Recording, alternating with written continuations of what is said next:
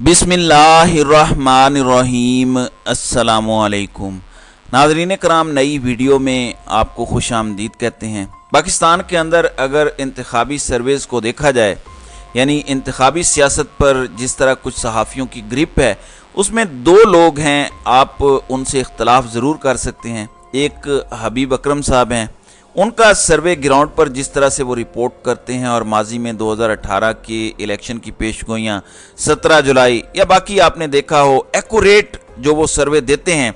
इसी तरह से सुहेल वड़ैच, इख्तलाफ बिल्कुल उनसे हो सकता है उनकी किसी अप्रोच से कि वो किसके मुखालिफ हैं, किसके हक़ में हैं या क्या कर रहे हैं, लेकिन पाकिस्तान की इंतखाबी सियासत, बिरादरियाँ, वोटर का रुझान, ग्राउंड पर क्या कुछ है, वो सुहेल वड़ैच बहुत अच्छे तरीके से जानते हैं। ये दोनों सहाफ़ी ऐसे हैं जिन्हें अगर क्लोजली देखा जाए, इनका माजी देखा जाए तो समझ आती है। अब इमरान खान का क्या ताल्लुक है? इमरान खान इस वक्त जो है वो इस्लामाबाद हैं और इंसदाद दहशतगर्दी अदालत में वो पेश हुए और वहाँ पे उनकी 26 जुलाई तक ज़मानत मंजूर हो गई है। अभी दहशतगर्दी के 3 मुकदमात और दीगर केसेस में भी उन्होंने पेश होना है। इस्लामाबाद हाई कोर्ट में भी उनका तोशाखाना केस चल रहा है, जहां पे ख्वाजा हारिस दलाइल दे रहे हैं और उन्होंने कहा कि अदालत ने जो सवाल रखे थे लोअर कोर्ट के सामने, उन सवालों के जवाबात नहीं दिए गए। अब देखना यह है कि वहाँ से क्या फ़ैसला आता है। अब इमरान खान 9 मई से मुतल्लिक मुकदमात हों, जज पर एतराज़ वाला मामला हो, दीगर दरखास्तों पर हाई कोर्ट में समात है, ATC में 3 मुकदमात हैं, अल कादिर ट्रस्ट केस है, फिर तोशाखाना केस, इसी तरह के मुख्तलिफ केसेस हैं जिसमें इमरान खान आज पेश हुए हैं।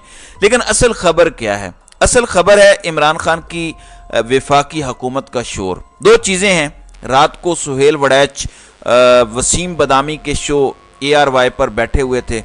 उन्होंने कहा कि अगर फ्री एंड फेयर इलेक्शन हुआ, अगर साफ शफाफ इलेक्शन हुआ तो PTI वफाकी हुकूमत बना सकती है। जिसका मतलब वाज़ेह है कि अगर आज कौम को मौका दिया जाए, फ्री एंड फेयर इलेक्शन दिया जाए और उनको कहा जाए कि आप अपनी विल का इजहार करें, आप किसकी हुकूमत चाहते हैं, आप किसको वज़ीर आज़म देखना चाहते हैं, तो वो क्लियरली ये जिम्मेदारी इमरान खान को देंगे।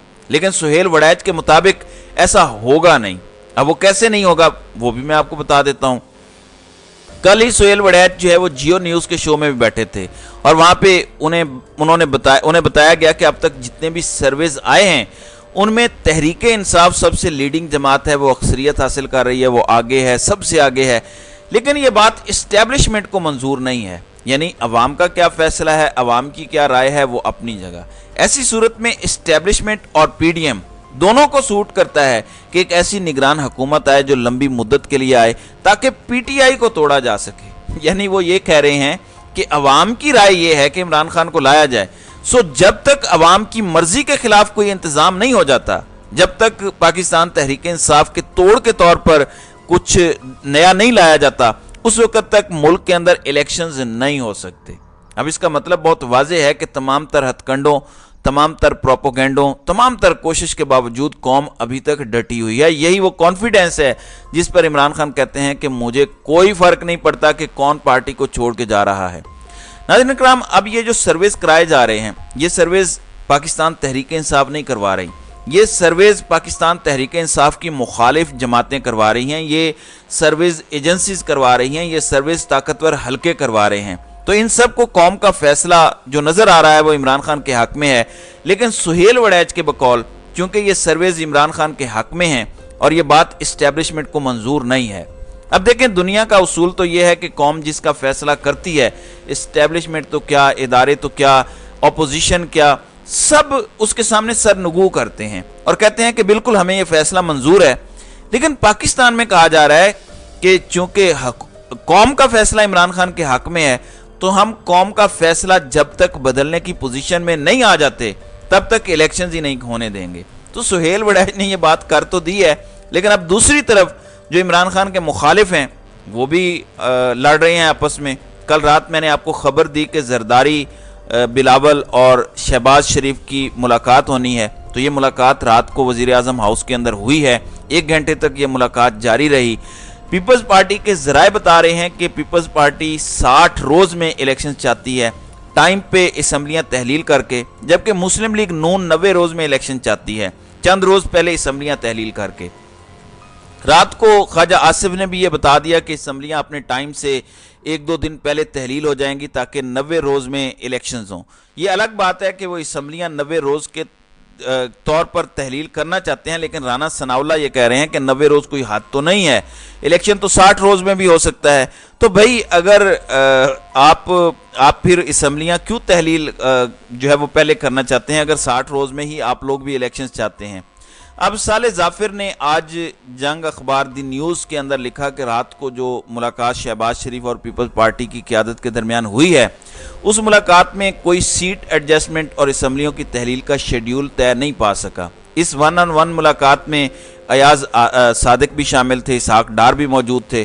تو انہوں نے کہا کہ تمام حکومتی اتحادیوں کو اعتماد میں لے کے فیصلہ کرنا چاہیے تھا، حالانکہ فیصلہ ان لوگوں نے دبئی میں بیٹھ کر لیا ہے۔ اب اس کے بعد شہباز شریف نے آج ایم کیو ایم والوں کو بلا لیا ہے۔ وزیر اعظم ہاؤس سے یہ خبر ہے کہ آج ایم کیو ایم کی ملاقات شہباز شریف کے ساتھ طے پا گئی ہے۔ اب دیکھنا یہ ہے کہ اس ملاقات کے اندر کیا ہوتا ہے۔ تو ظاہراً حکومت یہ کہہ رہی ہے کہ آئندہ الیکشن کو لے کے ہم نے اپنی اتحادی جماعتوں یا پی ڈی ایم کے ساتھ مشاورت کا عمل شروع کر دیا ہے۔ اس حوالے سے بھی مختلف خبریں ہیں کہ نون لیگ کسی سیاستدان کو وزیر اعظم لگانا چاہتی ہے، لیکن پیپلز پارٹی اس حق میں نہیں ہے۔ اب دیکھنا یہ ہے کہ کون کس طرف کو جاتا ہے۔ دوسری طرف مسلم لیگ نون کی ساری باتیں ہم سنتے آ رہے ہیں کہ ہم نے اس لیول پر الیکشن کے لیے تیاریوں کا آغاز کر دیا ہے، ہم نے اس لیول پر کر دیا ہے، لیکن تاریخ کوئی نہیں بتاتا کہ نواز شریف واپس کیوں نہیں آ رہے۔ خواجہ آصف نے ایک ہلکا سا ہنٹ دیا، ان کے مطابق نواز شریف 15 ستمبر کے بعد آئیں گے۔ تو ان سے پوچھا گیا کہ آپ 15 ستمبر کے بعد وہ واپس کیوں آئیں گے؟ تو انہوں نے کہا کہ وہ جو عدالت کا گڈ ٹو سی یو والا رویہ ہے اس پر تحفظات ہیں۔ یعنی ان کے کہنے کا مطلب یہ تھا کہ جو موجودہ چیف جسٹس عمرتاب بندیال ہیں ان کے ہوتے ہوئے ہمیں خطرہ ہے، اس لیے ان کے ہوتے ہوئے وہ نہیں آئیں گے۔ لیکن ساتھ اس کا مطلب یہ بھی ہے کہ جسٹس قاضی فائز عیسیٰ آ جائیں گے تو ہمیں کوئی خطرہ نہیں ہے۔ تو جسٹس قاضی فائز عیسیٰ جب چیف جسٹس کے منصب پر آئیں گے تو نواز شریف بھی ملک میں واپس آ جائیں گے۔ میں بار بار یہ بات کہتا ہوں کہ مسلم لیگ نون آنے والے چیف جسٹس کے ساتھ زیادتی کر رہی ہے، ان کو متنازع بنا رہی ہے۔ ان کے بارے میں یہ تاثر قائم کیا جانا کہ مسلم لیگ نون کو ان کے ہوتے ہوئے کوئی مسئلہ ہی نہیں ہے، جو مرضی کریں، یہ بہت بڑی زیادتی ہے۔ لیکن میں آپ کو ایک بات بتا دوں، یہ ہر حکومت کو لگتا ہے کہ اگر یہ آرمی چیف لگ گیا تو ہمارے مسائل حل ہو جائیں گے، یہ چیف جسٹس لگ گیا تو ہمارے مسائل حل ہو جائیں گے۔ ایسی بات ہے نہیں۔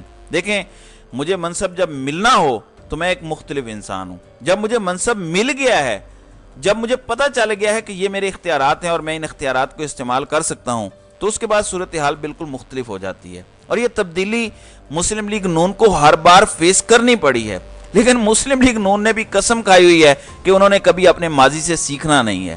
اب ذرا اندازہ اس بات سے لگا لیجئے، ہمیں آئی ایم ایف کی ڈیل کے کچھ نکات جو انہوں نے ویب سائٹ پر اپلوڈ کیے، جس سے پتہ چل رہا ہے کہ آئندہ ہمارے حالات کیا ہوں گے۔ اور قرض ملا ہے تو قرض کا جشن بھی بھرپور ہونا چاہیے۔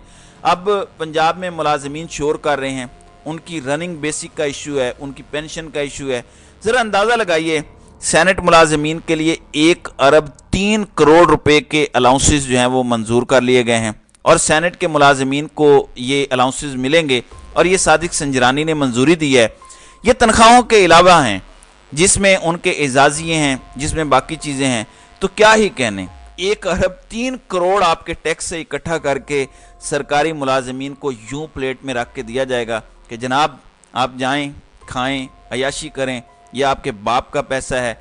اس میں کیا اتنی قباحت والی بات ہے؟ تو یہ ہے ہمارا پاکستان، اور اس میں یہ ہمارے رہنما ہیں جو اس طرح سے ہمارے ملک کو چلا رہے ہیں۔ تو ناظرین کرام، آپ کی اس ویڈیو کے حوالے سے کیا رائے ہے؟ آپ اپنی رائے کا اظہار کامنٹ سیکشن میں ضرور کیجیے گا۔